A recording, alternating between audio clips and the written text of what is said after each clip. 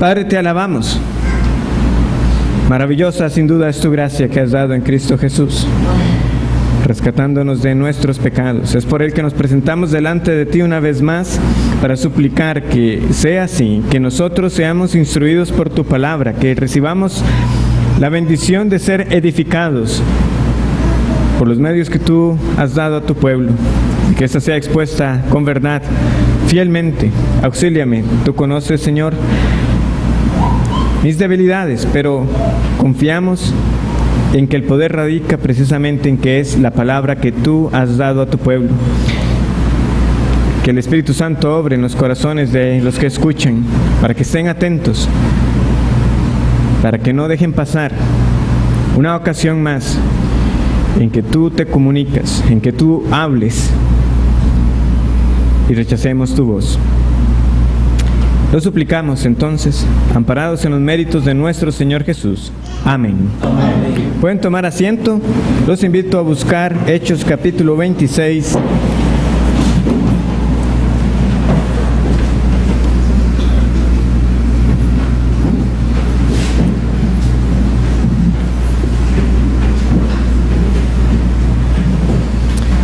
Hechos capítulo 26.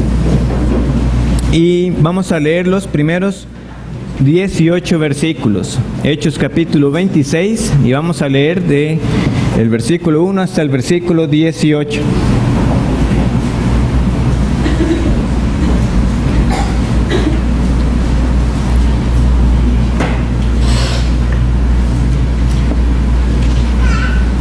Hechos 26. Dice así la palabra del Señor. Entonces Agripa dijo a Pablo: ¿se te permite hablar por ti mismo?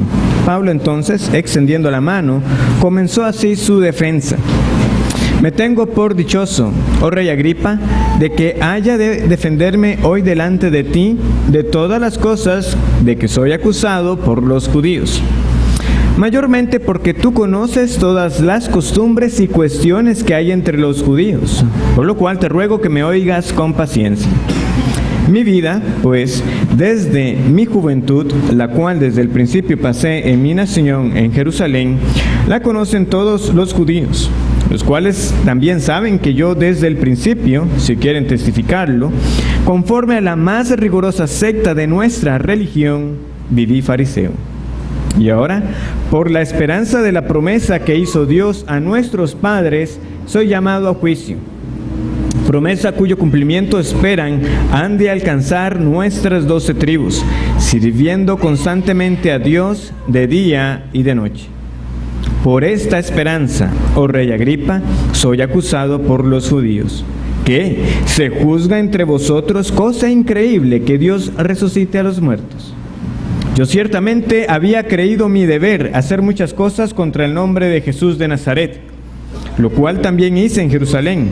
Yo encerré en cárceles a muchos de los santos, habiendo recibido poderes de los principales sacerdotes, y cuando los mataron, yo di mi voto. Y muchas veces, castigándolos en todas las sinagogas, los forcé a blasfemar, y enfurecido sobremanera contra ellos, los perseguí hasta en las ciudades extranjeras. Ocupado en esto, iba yo a Damasco con poderes y en comisión de los principales sacerdotes. Cuando a mediodía, oh rey, yendo por el camino, vi una luz del cielo que sobrepasaba el resplandor del sol, la cual me rodeó a mí y a los que iban conmigo. Y habiendo caído todos nosotros en tierra, oí una voz que me hablaba y decía en lengua hebrea: Saulo, Saulo, ¿por qué me persigues? Dura cosa te es dar coces contra el aguijón. Yo entonces dije: ¿quién eres, Señor? Y el Señor dijo: yo soy Jesús, a quien tú persigues. Pero levántate y ponte sobre tus pies, porque para esto he aparecido a ti, para ponerte por ministro y testigo de las cosas que has visto y de aquellas en que me apareceré a ti, librándote de tu pueblo y de los gentiles, a quienes ahora te envío, para que abra sus ojos, para que se conviertan de las tinieblas a la luz y de la potestad de Satanás a Dios, para que reciban por la fe que es en mí perdón de pecados y herencia entre los santificados. Como hemos leído, el apóstol Pablo se encuentra dando una vez más un recuento de su vida pasada, su vida como enemigo de la iglesia y cómo el Señor le salvó. Y lo está haciendo delante de un hombre llamado Agripa II, rey sobre muchos territorios. ¿Por qué estaba ahí? Bueno, hace más de 2 años lo habían acusado falsamente de querer introducir a un gentil en el templo sagrado para los judíos. Y de ahí se armó un alboroto, el Imperio Romano intervino y en adelante se ha dado una sucesión de causas, de juicios, buscando indagar por qué realmente los judíos consideraban que Pablo era digno de muerte. Quizás algunos, en otros contextos u oportunidades, habrán visto que es como una manera de quizás para algunos, que uno se cuestione ciertas cosas, hacer la siguiente pregunta, poniendo el siguiente escenario. Si usted tuviera la oportunidad de hablar con cierta persona, ¿qué le preguntaría? Esa cierta persona puede ser algún famoso que ya ha fallecido, puede ser algún funcionario de algún país, usualmente algún presidente, o alguien sumamente destacado en el campo en el que uno se desempeña. Y entonces, si usted tuviera la oportunidad de hablar con X músico, con X científico, el punto es, si usted tuviera la oportunidad de hablar con alguien así de importante, ¿qué le preguntaría? ¿Qué le preguntaría? Sin duda sería lamentable, ¿verdad?, desaprovechar una oportunidad tan inusual que uno tuviera con alguien que uno realmente admira en el campo de lo que hace, y uno hacerle una pregunta trivial. ¿Y cómo está el clima por ahí?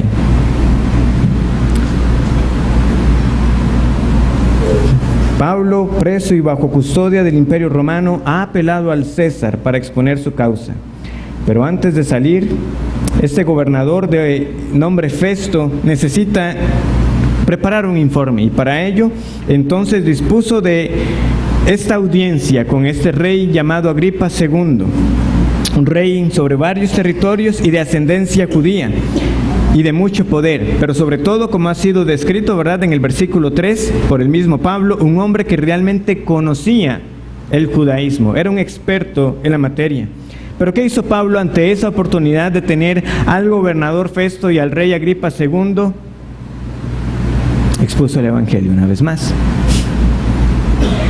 Aprovechó para predicar el evangelio, aprovechó no tanto para hablar de sí mismo, sino de lo que Dios había hecho en su vida, y de que ese mismo mensaje que recibió del Señor Jesús es el que ahora Él está llamado a anunciar. A Él no le interesa tanto defender su inocencia, sino proclamar lo que el Señor le encomendó, habiéndole Él anunciado de que Él iba a hablar de el evangelio a los gentiles, ante reyes y ante los judíos. Entonces Pablo hizo una introducción muy puntual de los versículos 4 al 8 que estudiamos la semana pasada.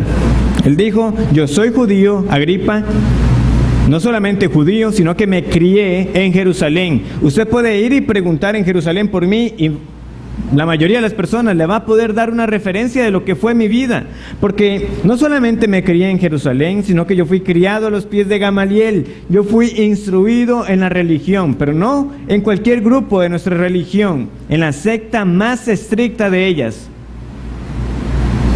entonces, la secta de los fariseos. Y la razón por la que me acusan es por algo que cualquier persona que haya inquirido diligentemente en la palabra de Dios debería concluir. ¿Qué era lo que una persona tenía que concluir? ¿Qué era lo que el Señor anunciaba aún desde las Escrituras del Antiguo Testamento? Que había una esperanza de la resurrección de entre los muertos, una resurrección corporal. Eran los saduceos más bien los que se apartaban de lo que era creído entre la mayoría de los judíos al negar que hubiera una resurrección. Pero Pablo no tenía solamente en mente el hecho de la esperanza de una resurrección futura, como también la tenía Marta, ¿verdad?, cuando el Señor le preguntó que si creía que su hermano iba a resucitar, sí, yo creo que él resucitará en la resurrección del día postrero, sino que tenía en mente la resurrección de Jesús, a quien él llama el Cristo, el Mesías anunciado, prometido. Que incluso un hombre como Festo, que no tenía idea del judaísmo, al menos para él era bastante claro cuál era el mensaje central de Pablo. Agripa, es que a él lo están acusando de asuntos de religión. Pablo habla de un tal Jesús, el que él afirma que ha resucitado. Hasta Festo sabía cuál era ese corazón de lo que Pablo insistía y cuál era la razón por la cual lo juzgaban. Por eso él finaliza con esa pregunta retórica, su parte de introducción: ¿qué? ¿Se juzga entre vosotros cosa increíble que Dios resucite a los muertos? Como les digo, la respuesta, a menos de que uno fuera un saduceo, tenía que ser clara. Sí, hay resurrección, Dios resucita, pero no solamente eso. La primera resurrección gloriosa fue la de Jesús, como el primogénito de los muchos que resucitarán a gloria. Ahora, Agripa conocía muchas de estas cosas, sobre todo la resurrección de entre los muertos. Pero él endureció su corazón ante lo que Pablo dijo y se limitó a decir hacia el final de este capítulo: Pablo por poco me persuade a hacerme cristiano. El que se queda en casi cristiano puede entender muchas doctrinas de la Escritura, puede estudiarlas, puede definir conceptos básicos de la Biblia, de la salvación, de Dios, de Cristo. Y no obstante, nada de eso es al final una realidad en su vida. Y son como Agripa. Hoy veremos, puse yo aquí sencillamente la salvación de Dios, pero por decir sencilla no quiero decir que no es profunda la salvación de nuestro Señor, aunque el mensaje es bien claro de entender. Para ello veremos cómo uno es salvado, para qué es salvado, y veremos hacia el final todo lo que implica cuando hablamos de la salvación, qué abarca la salvación. Entonces es mi exhortación para el que está casi persuadido de ser cristiano, no solo que preste atención para que aprenda a definir lo que es la salvación, sino a considerar con urgencia si lo que voy a exponer ha pasado en su vida. ¿Cómo fuimos salvados? Primero, ¿cómo fuimos salvados? La respuesta más sencilla: nosotros fuimos salvados por la gracia de Dios. A lo largo de esta serie, al enfrentarnos nosotros a la salvación de Pablo, yo he insistido que aunque ninguno de nosotros tiene un testimonio de conversión como el que Pablo tiene, todos hemos sido salvados por el mismo Dios, por el mismo Cristo y por el mismo Espíritu Santo que salvó a Pablo. Es decir, lo que Pablo nos narra de los versículos 9 al 16 es lo que sucede con cada uno de nosotros. ¿Por qué? Porque ¿qué éramos nosotros antes de ser cristianos? Si somos cristianos, bueno, éramos enemigos de Dios. No queríamos nada con la verdad. Queríamos la realidad acomodada a nuestros gustos y deseos. La Biblia describe nuestra enemistad con Dios en varios términos. No voy a ver los diversos pasajes que lo mencionan, pero nosotros podemos recordar a Santiago definiendo la enemistad contra Dios como la amistad con el mundo. Es sencillo: usted es amigo del mundo, es enemigo de Dios. También en Efesios se nos narra nuestra condición como siendo hijos de desobediencia, que hacemos lo que queremos, que hacemos los deseos de la carne y de los pensamientos. Colosenses, que leíamos por la mañana, cómo describe nuestra enemistad como una enemistad de la mente.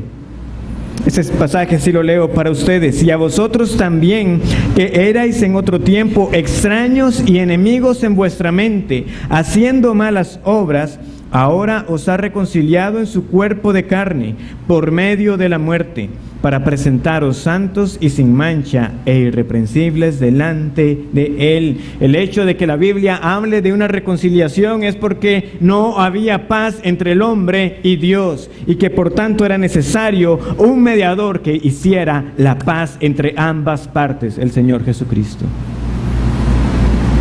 Pero enemigos. Y de nuevo, no es que esa enemistad, como vemos, es enemistad primeramente de la mente, de la voluntad.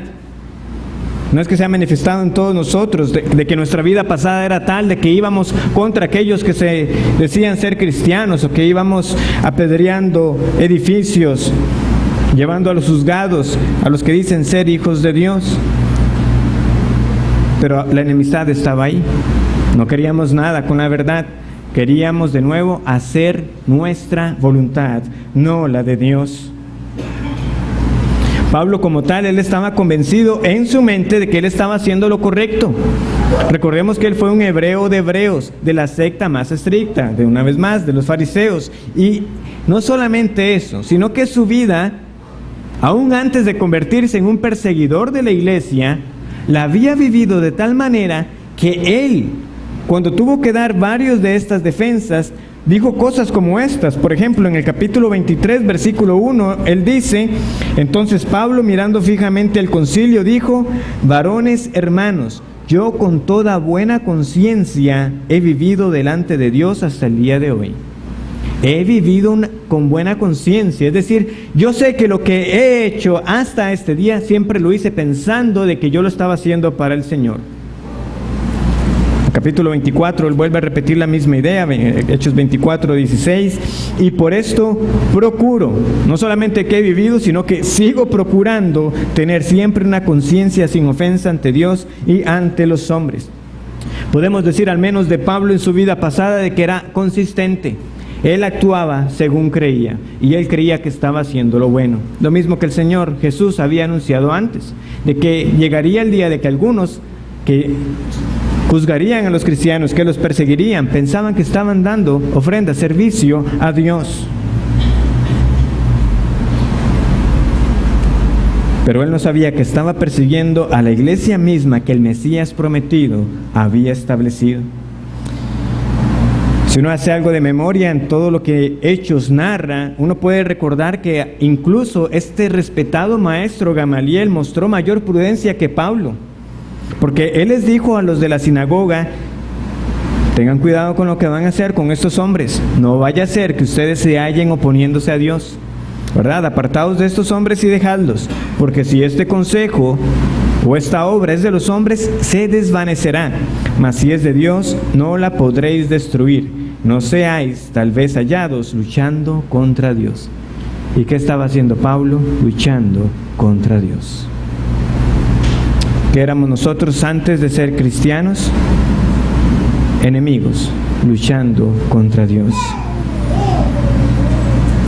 Hay quienes viven una vida recta, que están convencidos de que están haciéndolo de buena manera y de que si hay un Dios no lo están ofendiendo con su conducta y con su comportamiento. Y es cierto, hay a quienes no se les puede señalar pecados escandalosos. En algunos casos, la manera en que viven es un vestigio de la instrucción que llegaron a recibir de niños, una instrucción religiosa de padres que sí temían al Señor y que saben que hay ciertas cosas que están mal porque hay un Dios que lo ha dicho así. No, yo sé que eso está mal, yo sé que Dios lo ha hecho en su palabra, pero no me interesa vivir mi vida rendida a Él. Aunque igual se sigue deteniendo de hacer ciertas cosas. En todo caso, eso igualmente de nada vale, sigue siendo una vida de enemistad contra Dios. Porque cuando no vivimos para darle la gloria a Él en todo lo que hacemos, estamos viviendo para nosotros y para los demás ídolos que nos hemos fabricado y que hemos puesto en lugar de Dios. Una vez más, si no he sido suficientemente claro, éramos enemigos, y si usted no está en Cristo, usted es enemigo. Y usemos la misma ilustración que el Señor utilizó para con Pablo. Éramos como un buey rebelde que pateaba el aguijón o la aguja. Dura cosa es dar coces contra el aguijón. La palabra coces, dar patadas. Y es una expresión que era muy conocida en esa vida agrícola de ese tiempo. Si usted quería enseñarle a ese buey joven de que tenía que someterse a ese yugo que usted le ponía sobre la cabeza, se recurría a este mecanismo de poner una punta, la cual cuando él luchaba contra ello y pateaba, se dañaba a sí mismo. Si era muy terco iba a seguir pateando, pero eventualmente esa voluntad iba a ser quebrantada y el buey iba a dejar de patear.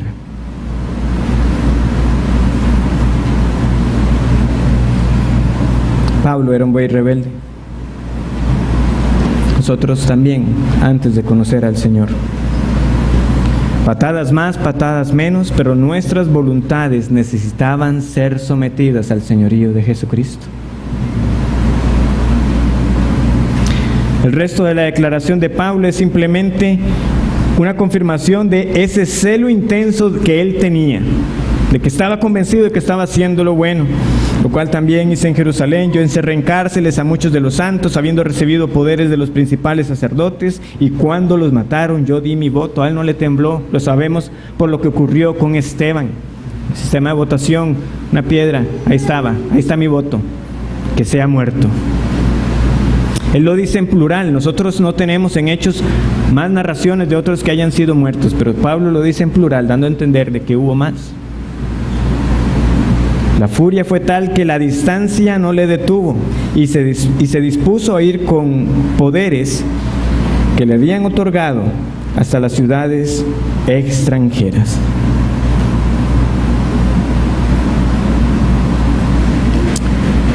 Sin embargo, un día en Damasco, este hombre que iba a arrestar cristianos, más bien un día estaba predicando de Cristo.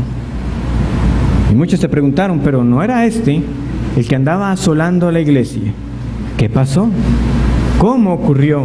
¿Cómo pudo ser que el que era ese declarado enemigo de la iglesia de Dios sea ahora hallado en el bando del Señor que antes se oponía? ¿Qué sucedió? Sucede que el Señor mismo vino a reclutarlo. Como un día también el Señor salió a nuestro encuentro y nos trasladó de la potestad de Satanás al dominio de Dios. Salió el Señor a su encuentro, salió el Señor un día a nuestro encuentro, salió a buscar a las ovejas perdidas. El Hijo de Dios entiende que no pudo ser de otra manera. No preguntábamos por Él. A ver si como muchos reconocíamos su existencia. Podíamos reconocer que sí, que había una Biblia donde se supone que estaba Dios hablando. Pero nuestra voluntad seguía inclinada al pecado, no quería venir a la luz para que nuestras malas obras fueran expuestas. Pero ¿qué sucedió? ¿Qué es la salvación? Es un encuentro con Cristo. Él viene a nuestro encuentro. Debemos ser sobrecogidos con esta realidad. Un Dios santo, perfecto, yendo tras el pecador. El Cristo glorioso, resucitado, apareciéndosele a un hombre que estaba ciego en su misión de acabar con la iglesia que era su cuerpo.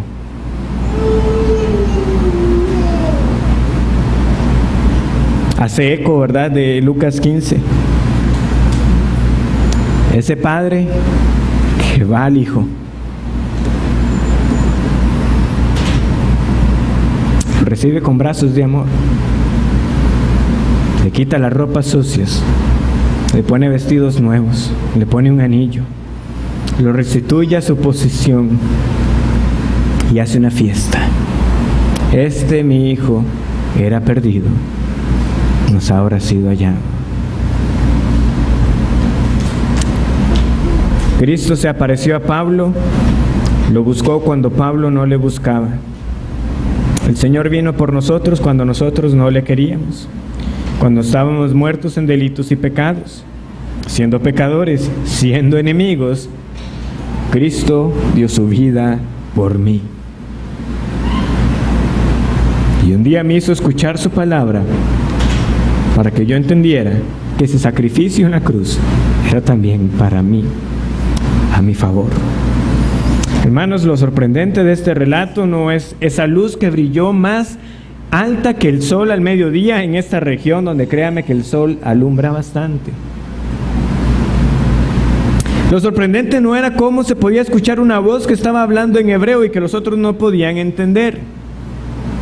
Lo sorprendente es ver al Cristo exaltado yendo tras el pecador, porque el Hijo del Hombre vino a buscar y a salvar lo que se había perdido.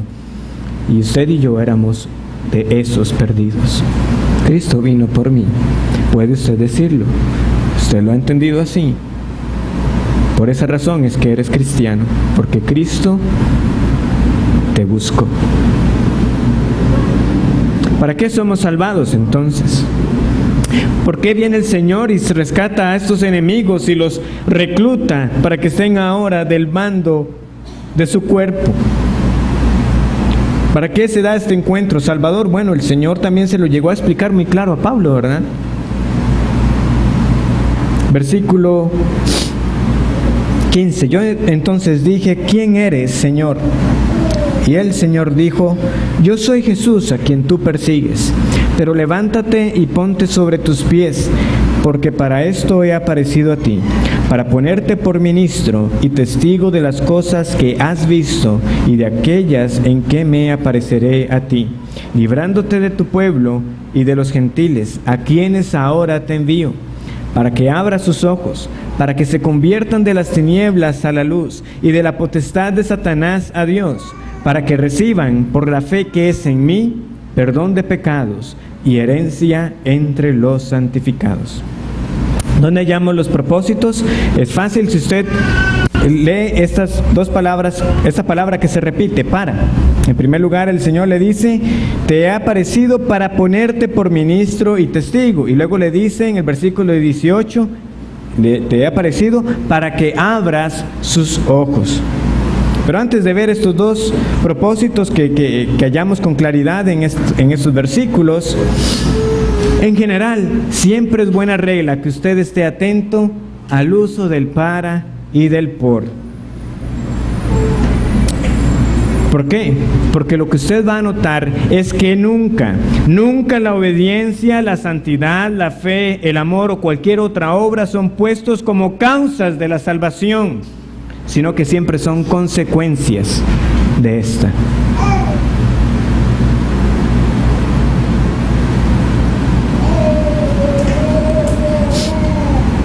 El Señor no salvó a Pablo porque fuera muy capaz o muy dotado.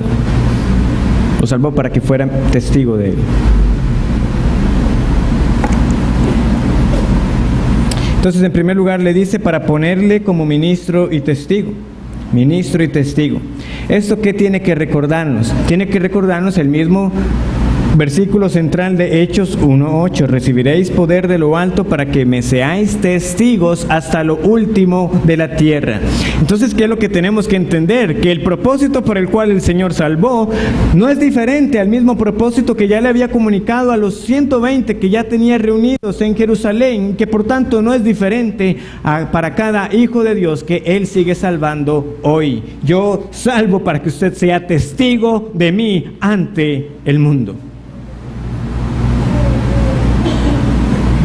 Ciertamente Pablo va a ser señalado como un testigo a los gentiles, pero como les digo, en sustancia no tenemos de que su misión o su encargo que el Señor le está dando aquí sea diferente al que cada hijo de Dios tiene.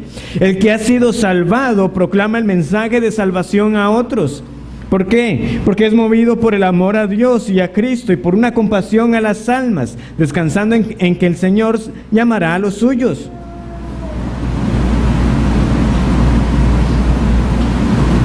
Entonces algunos se preguntan, ¿soy yo uno de esos persuadidos a ser cristiano? ¿Realmente soy cristiano? Bueno, ¿está usted compartiendo la palabra del Señor con otros? Eso ocurre en todos aquellos que el Señor salva, porque ese es el propósito con el que Él redime, para hacerle testigo fiel. En el versículo 18 se expresa con estas palabras, para que abras sus ojos. Ahora, debemos entender por lo que leemos ahí, que por supuesto el Señor no está diciendo que Pablo tenga el poder o la capacidad de abrir los ojos en el sentido espiritual a otros. Ni Pablo, ni ningún apóstol tuvo jamás ese poder, ni nadie jamás ha tenido tal facultad. ¿Cómo lo sabemos? Bueno, porque ni siquiera nosotros mismos somos capaces de abrir nuestros propios ojos, espiritualmente hablando. Y Pablo lo tenía bien claro, porque si recordamos más detalles de su salvación, ¿qué ocurrió con él después de esa visión, de esa luz tan brillante? Él quedó ciego. Como escamas luego le cayeron después de que fue en donde Ananías. Pablo no olvidó que eso lo que le ocurrió físicamente, en el fondo transmitía una verdad espiritual muy clara. El hombre está ciego a la verdad. Y a menos que venga el Espíritu del Señor y abra sus ojos, el hombre no va a ver. Así como yo era incapaz de ver por mi cuenta. ¿Cómo debemos entender entonces para que abras sus ojos?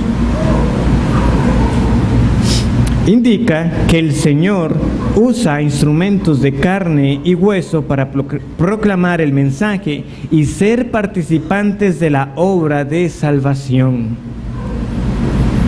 Yo le pregunto a usted, ¿conoce usted ese gozo precisamente de ver a alguien, ya sea congregado en esta iglesia o en otro lugar, pero una persona a la cual usted le compartió el Evangelio y que ahora anda en los caminos del Señor? Bueno, el Señor le utilizó a usted para abrirle los ojos a alguien más. Yo no los abrí, pero el Señor me utilizó a mí como ese medio para que proclamara su palabra. Y Él en su gracia le abrió los ojos a alguien más.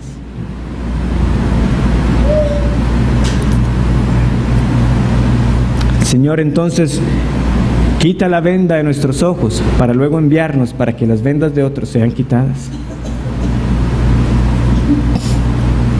Finalmente, como les decía, ¿qué implica la salvación? Y en esto me extenderé un poco más. Porque si nosotros leemos el versículo 18, hermanos y amigos, nosotros estamos ante un pasaje que describe tantos aspectos de la salvación que francamente aquí da para tener toda una serie. Pero esa serie ya la tuvimos, se llamó El Plan de Salvación. Yo solamente me voy a limitar a enumerar diversos aspectos de la salvación que están contenidos en este pasaje, o que por implicación de lo que hemos leído de la salvación de Pablo y a la luz de lo que el Señor le dice en el versículo 18, no hay otra opción que reconocer que eso es también parte de la salvación que el Señor obra. Leamos el versículo 18. Para que abra sus ojos, para que se conviertan de las tinieblas a la luz y de la potestad de Satanás a Dios, para que reciban por la fe que es en mí perdón de pecados y herencia entre los santificados. ¿Cuánta riqueza hay en estos pasajes?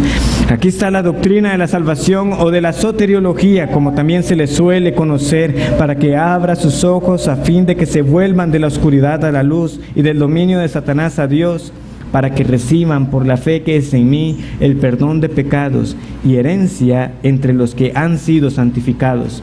He leído la versión también de las Américas para simplemente tener un poquito más de claridad en la redacción. Pero Pablo no olvidó estas palabras. Pablo no olvidó lo que el Señor le encomendó y qué era lo que había ocurrido en él. De tal manera que eso que tenemos en el versículo 18 lo leemos luego en sus cartas expresado de diferentes maneras, pero hay un pasaje que es como estar leyéndolo prácticamente de nuevo. Vamos un momento a Colosenses capítulo 1. Colosenses capítulo 1, versículos 12 al 14.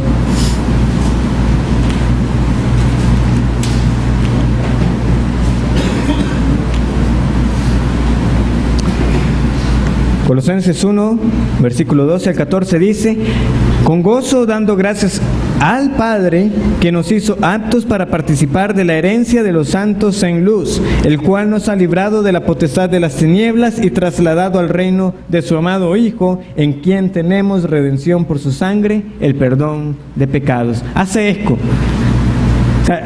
Usted lee Hechos 26, 18 y lee Colosenses 1, 12, 14. Eso lo he leído antes. ¿Dónde fue? En Hechos 26. Pablo no lo olvidó. Lo que el Señor le dijo el día que lo salvó quedó impregnado en su mente y lo transmitió para las demás iglesias del Señor y lo transmitió para el Espíritu Santo, para que nosotros hoy como iglesia también recordemos qué es lo que el Señor hace en cada uno de nosotros.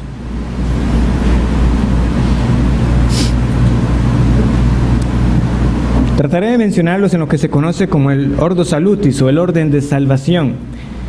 pero realmente no me voy a preocupar tanto por ese esquema, por lo que debemos reconocer al final, porque el Ordo Salutis no se trata solamente como de establecer ese orden, no tanto en tiempo, sino en una secuencia lógica, sino reconocer que todo esto está presente en la salvación. No se puede tener solamente unas sí y otras no. No se puede tener solamente fe y el arrepentimiento no. No, todo aquel que ha sido salvado cree y se arrepiente. De la misma manera, entonces, todo lo que voy a mencionar pasa en cada caso y por lo tanto ha ocurrido en usted si es del Señor. ¿Qué es lo primero que quiero que notemos? Notemos la elección. La elección. Ciertamente no se nos nombra explícitamente en el versículo 18, pero es lo que debemos entender que fue lo que ocurrió cuando Pablo fue salvado. ¿Por qué? Pablo no iba solo, ¿verdad? Cuando iba a Damasco. ¿Qué es lo que hemos leído nosotros? Versículo 12. Ocupado en esto, iba yo a Damasco con poderes y en comisión de los principales sacerdotes. Cuando a mediodía, oh rey, yendo por el camino, vi una luz del cielo que sobrepasaba el resplandor del sol, la cual me rodeó a mí y a los que iban conmigo.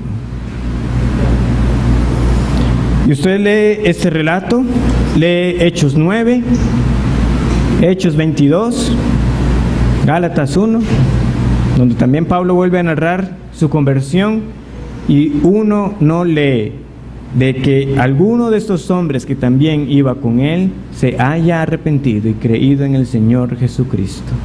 Solo Pablo. Notemos que todos ellos iban con una misma misión. Ellos iban con Pablo, no disuadiéndolo. Pablo, ¿cómo le vas a hacer esto a estas personas? No, vamos con el mismo fin de arrestar cristianos. Vemos que la luz rodeó a todos. O sea, todos cayeron en cuenta que algo más brillante que el sol al mediodía estaba resplandeciendo y derrumbó a todos. Nosotros sabemos por los demás relatos que también escucharon la voz. Y como les decía, en este relato que Pablo comparte aquí, además nos dice que lo que se escuchó fue en lengua hebrea. No fue una lengua angelical u otro idioma desconocido que a ese momento a Pablo se le dio que entendiera, en la que el Señor habló. Fue en hebreo y no obstante no entendieron lo que se decía. Y no solo eso, no hablemos solamente de la señal, sino de lo que ocurrió después. Ciertamente leemos de que algunos se asombraron de lo que Pablo estaba haciendo, que ahora estaba predicando a Cristo, pero ¿qué de los hombres que iban con él? Que pudieran decir, algo ocurrió ahí, algo ocurrió en esa luz y en esa voz que se escuchó que transformó a Pablo de un enemigo de la iglesia a ser ahora un defensor de ella. ¿Qué fue lo que ocurrió? Pablo, cuénteme, ¿qué le ocurrió? Eso no lo leemos.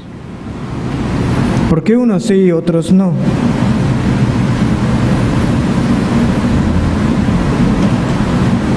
¿Por qué unos escucharon una voz pero no entendieron lo que se decía? No eran ovejas del Señor.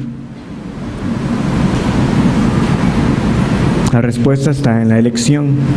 El Señor tuvo misericordia de quien quiso tener misericordia, y la quiso tener con Pablo.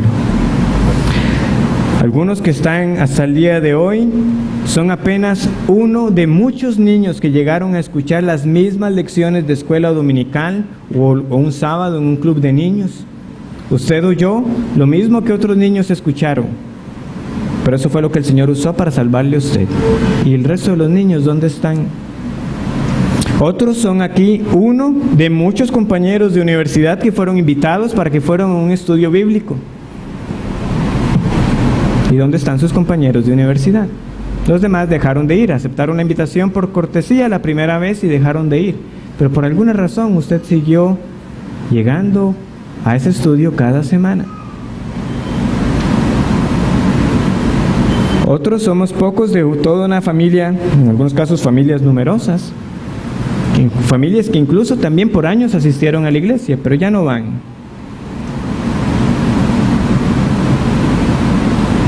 O también en su casa, quizás llegó alguien a compartir las buenas nuevas del Evangelio, pero su familia no está aquí.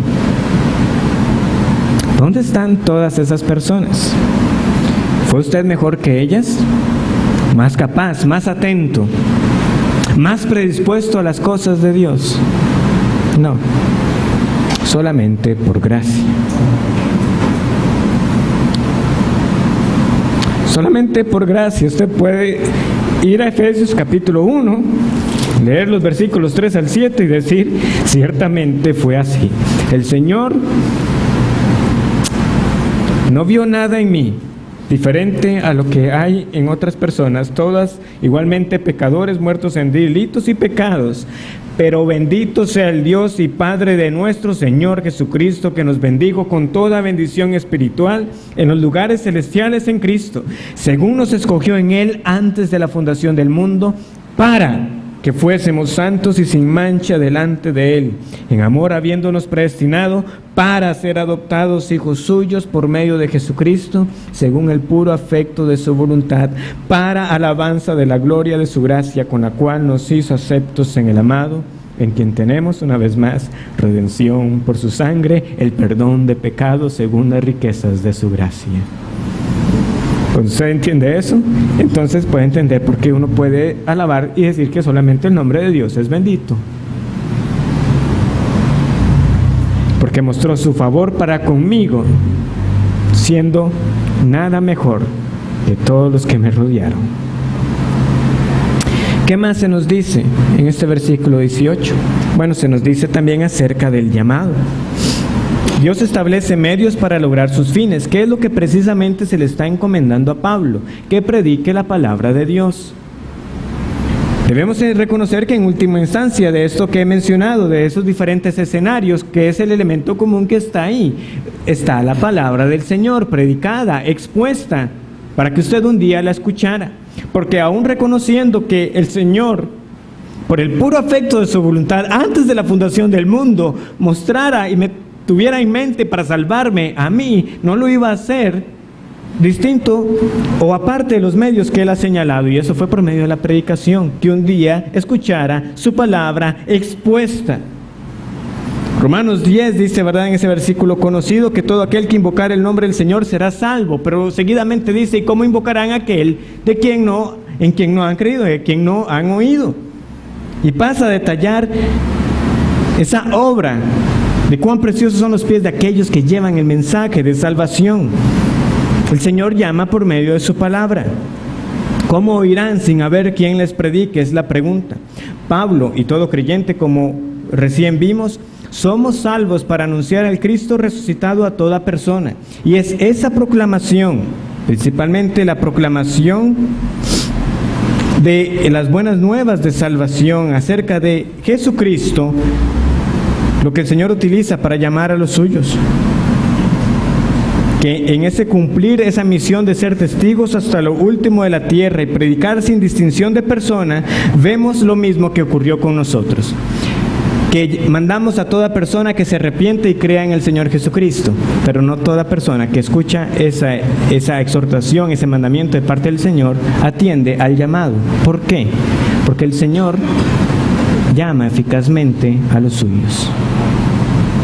Hay un llamado específico, particular, que es eficaz para la salvación. Y en el libro de los Hechos se nos ilustra prácticamente en cada ciudad a la que Pablo fue. ¿Qué era lo que ocurría cuando Pablo llegaba a una ciudad? Usualmente iba a la sinagoga, predicaba, algunos judíos creían, otros se oponían. Y lo mismo entre los gentiles, unos escuchaban y atendían, otros se oponían.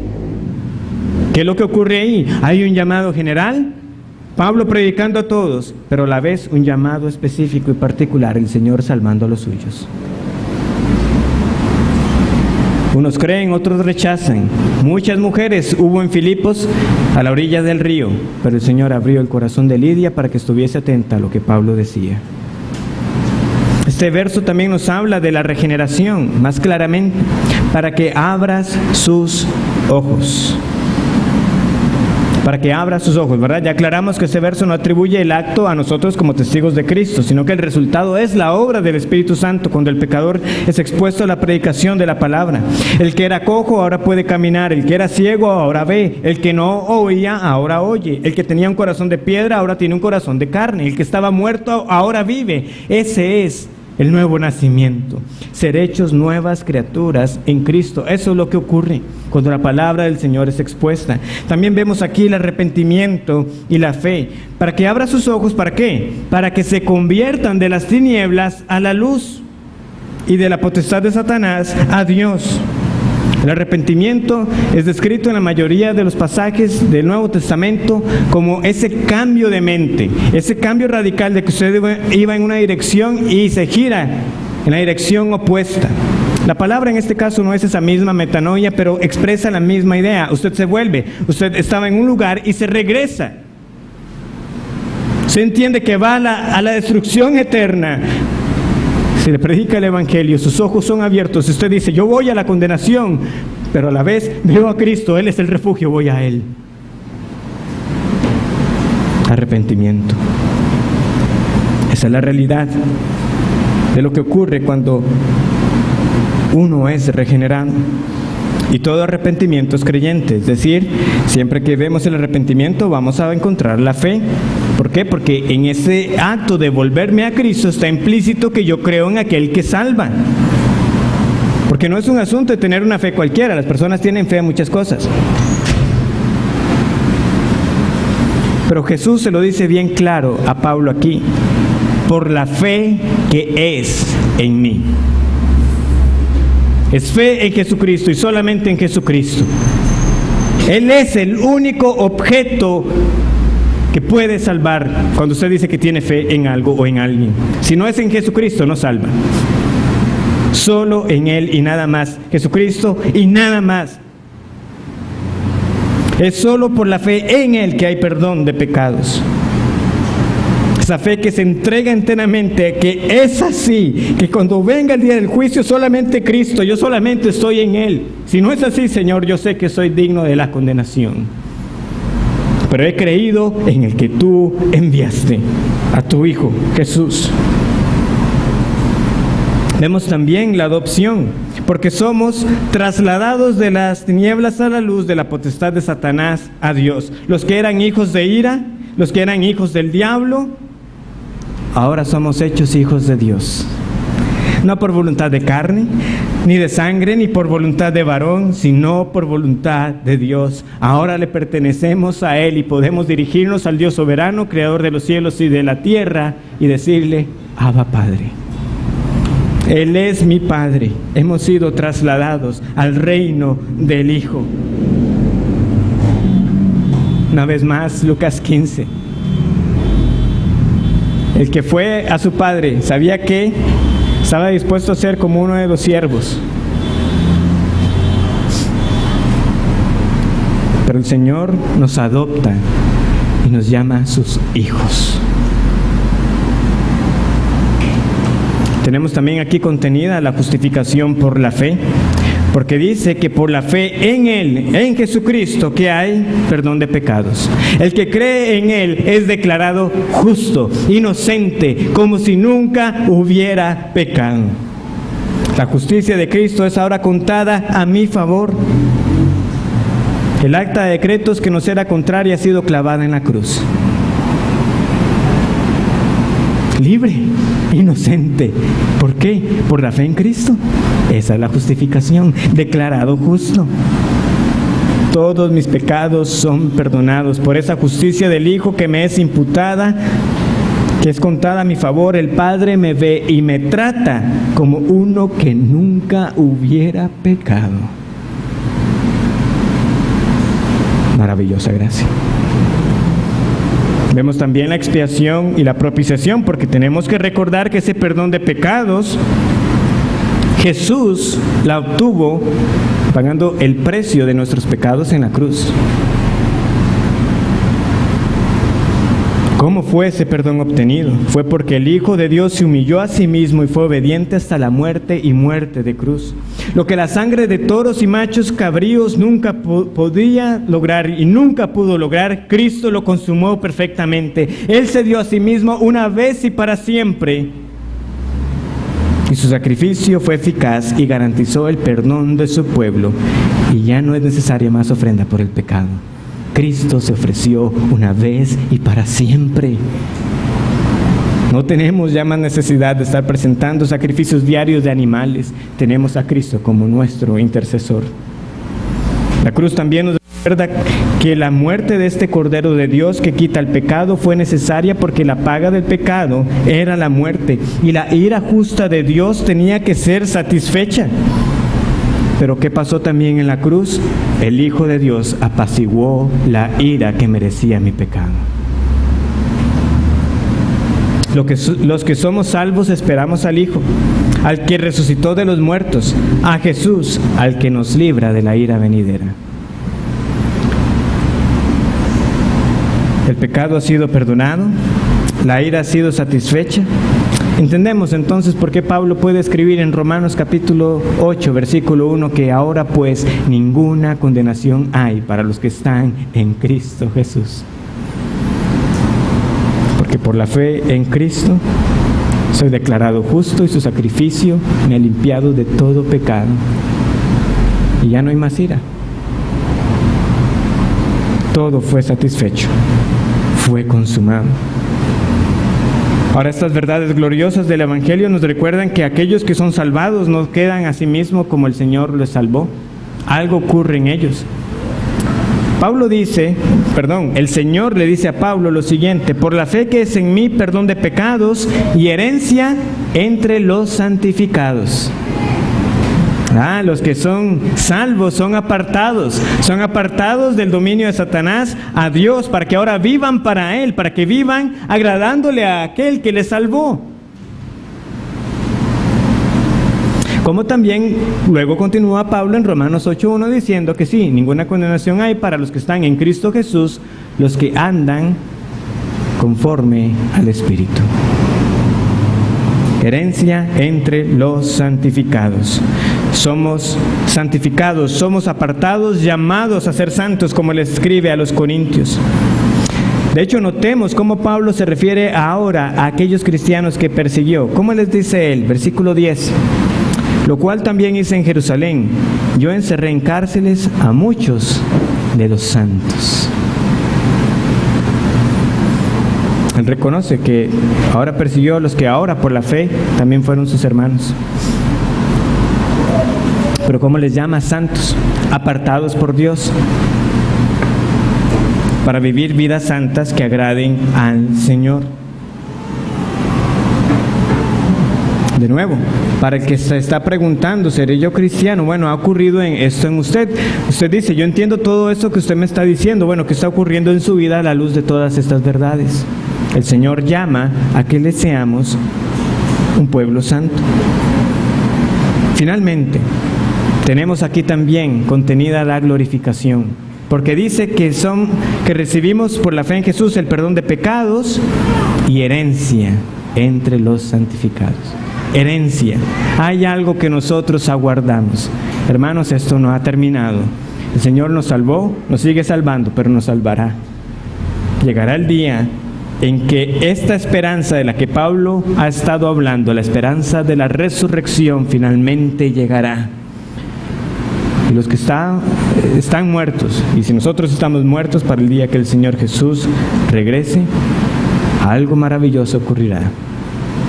Nuestros cuerpos serán una vez más levantados, pero ya no en esta naturaleza, este cuerpo aún contaminado por esa naturaleza pecaminosa, sino cuerpos glorificados, para recibir la herencia que el Señor trae consigo. Ciertamente el Señor viene con su galardón, pero nosotros entendemos que aunque aguardamos a ese Señor que viene con su galardón, sobre todo anhelamos al Señor del galardón. Él es nuestra herencia. Por eso Pablo también, una vez más, ¿Cómo vemos nosotros que estas palabras quedaron tan impregnadas en Pablo que en Hechos 20 tuvo que repetir esto a los ancianos en Éfeso, en el discurso que fue pronunciado en Mileto? Y ahora, hermanos, os encomiendo a Dios y a la palabra de su gracia, que tiene poder para sobreedificaros, y una vez más, y daros herencia entre los santificados. ¡Qué bendita esperanza! Lo que Dios empieza, lo termina. El que empezó la buena obra la perfeccionará hasta el día de Jesucristo. Si usted ha sido salvo, tenga por seguro de que usted recibirá la herencia también. Ninguno de los que el Señor salva se pierde. Todos los que Él llamó para salvación estarán también ahí en el día de la glorificación. Esa es la esperanza que nosotros aguardamos. Esa es la salvación que nosotros proclamamos. Por eso le llamamos vida eterna, porque no se pierde. Por ser nosotros grandes, poderosos, capaces, no, porque quien nos ha salvado es poderoso, para guardar nuestro depósito hasta el día de Jesucristo. Es un momento para compartir unas aplicaciones. Para los creyentes yo no tengo mucho que agregar. Si al menos he logrado esta noche que usted considere lo que ha sido hecho en usted y lo lleva a alabar a Dios por su salvación, que lo lleva a amar más a Dios y a Cristo, y lo lleva con un ánimo pronto a proclamarle a otros las buenas nuevas de salvación, gloria sea a Dios, porque esta es su obra. Al casi cristiano le tengo que decir lo siguiente: ¿seguirá usted en la incredulidad? ¿Seguirá usted incrédulo después de escuchar estas palabras de Pablo y dirá como Agripa al final: Pablo, por poco me persuades de ser cristiano? Vea acá en esto que ha sido aquí hoy narrado, la conversión de un enemigo a testigo de Cristo. Y yo le digo que eso sigue ocurriendo hasta el día de hoy. Y la razón por la cual nosotros seguimos proclamando es porque esto sigue ocurriendo. Cuando la palabra del Señor es expuesta y es bendecida con el poder del Espíritu Santo, Él sigue trasladando de la potestad de Satanás a la potestad de Dios. Niños, Dios salva.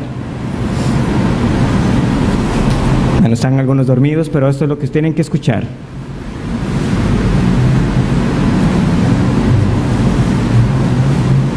La razón por la que sus padres los siguen trayendo a ustedes cada domingo es porque ellos también han entendido que más importante que lo que ustedes quieran para su cumpleaños, que más importante que donde ustedes estudien, más importante que lo que ustedes quieran ser cuando sean grandes, es que ustedes amen a Cristo.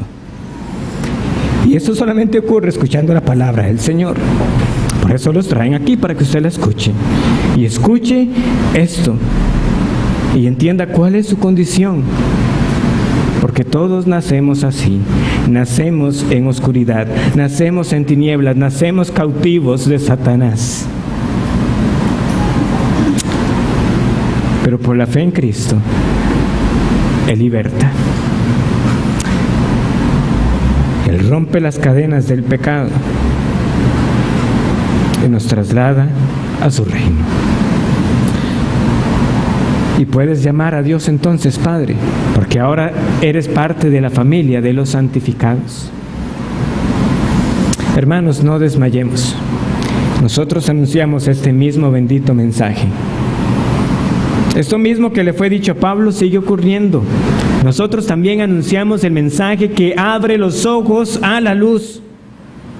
Y podemos tener la garantía de que el Señor nos guardará todo el tiempo que sea necesario. Nosotros simplemente tenemos que creerle a Él de que es así como Él obra. Él le dijo a Pablo que Él lo iba a librar de su pueblo y de los gentiles. Y ha sido así. Aquí está Pablo, sí, ciertamente está preso, pero el Señor le sigue librando. ¿Por qué? Porque esta fue la manera en que el Dios soberano estableció que Pablo iba a llegar a Roma. Ahora, cuando el Señor le dice a Pablo que lo iba a librar, nosotros sabemos muy bien lo que eso representó. Era mantenerlo con vida, porque ciertamente siguió recibiendo oposición, fue apedreado, fue casi muerto hace más de 2 años. Más adelante vamos a leer cómo estuvo a punto de morir en un barco que estuvo a punto, que naufragó, y sale del barco y es mordido por una serpiente. No, dificultades hay. Y nosotros debemos esperarlas si somos fieles al Señor. Pero de nuevo, el Señor nos guardará para hacerles ese testigo fiel. Y si un día llegara aquí esa misma persecución, que nosotros tuviéramos que rendir cuentas ante las autoridades por anunciar que solamente hay un camino de salvación, tengamos por seguro de que el Señor nos librará hasta donde Él haya entendido que nos tenía que guardar en esta vida terrenal, para también serle testigos fieles en medio de esa oposición. Habrá dificultades, sí, y las hay ahora mismo también con nuestros familiares y amigos, pero hermanos, nosotros proclamamos este mensaje que traslada a los enemigos al reino de Dios, como un día también ocurrió con nosotros. Iglesia del Señor, vayamos con el Evangelio a rescatar a los prisioneros en oscuridad para que vean la luz de Cristo. Oremos.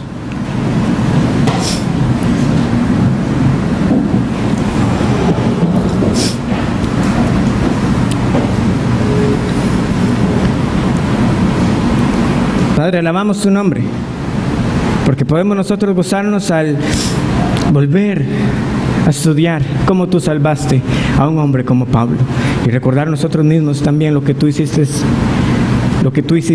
en nosotros.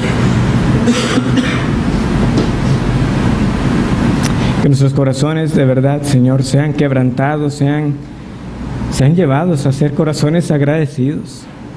Que nada merecíamos, pero tú nos salvaste, no por obras de justicia, sino por la fe en Jesús. Y nosotros proclamamos a este mismo Redentor. Que nosotros entonces con valentía busquemos persuadir a las personas a volverse a Cristo, sabiendo que en tu misericordia los que son tuyos, Señor, escucharán tu voz y llegarán rendidos a los pies de nuestro Señor. Que esta iglesia sea hallada fiel, cumpliendo esta misión que has dado a los tuyos. En el nombre de Cristo Jesús oramos.